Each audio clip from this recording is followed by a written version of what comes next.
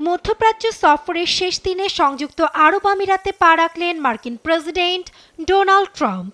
বৃহস্পতিবার ৩ ঘণ্টার দীর্ঘ সফর শেষে আবুধাবি আন্তর্জাতিক বিমানবন্দরে তাকে স্বাগত জানান প্রেসিডেন্ট শেখ মোহাম্মদ বিন জায়েদ আল নাহিয়ান।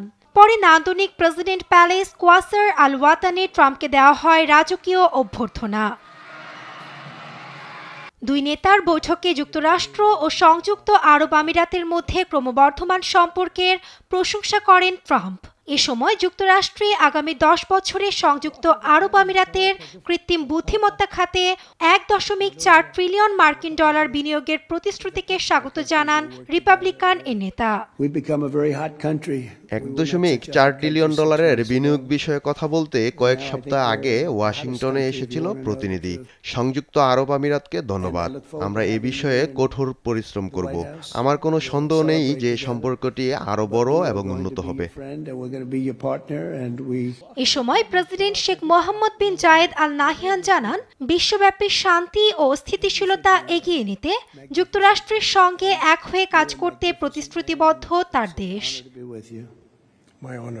আল জাজিরার তথ্য বলছে, যুক্তরাষ্ট্রের সঙ্গে এ চুক্তির ফলে ডেটা সেন্টার তৈরিতে সক্ষম হবে উপসাগরীয় দেশটি, যা দেশটির জন্য একটি সুবর্ণ সুযোগ।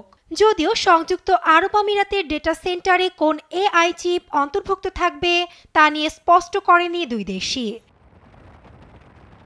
সৌদি আরব, কাতার ও সংযুক্ত আরব আমিরাত সফরের 4 দিনে 10 ট্রিলিয়ন ডলারের চুক্তি স্বাক্ষর করেছেন প্রেসিডেন্ট ট্রাম্প। এরপরে ওয়াশিংটন ফিরে যাওয়ার কথা ট্রাম্পের। তবে পরবর্তী গন্তব্য অজানা বলে মন্তব্য করে ধোঁয়াশা তৈরি করেছেন রিপাবলিকান এ নেতা।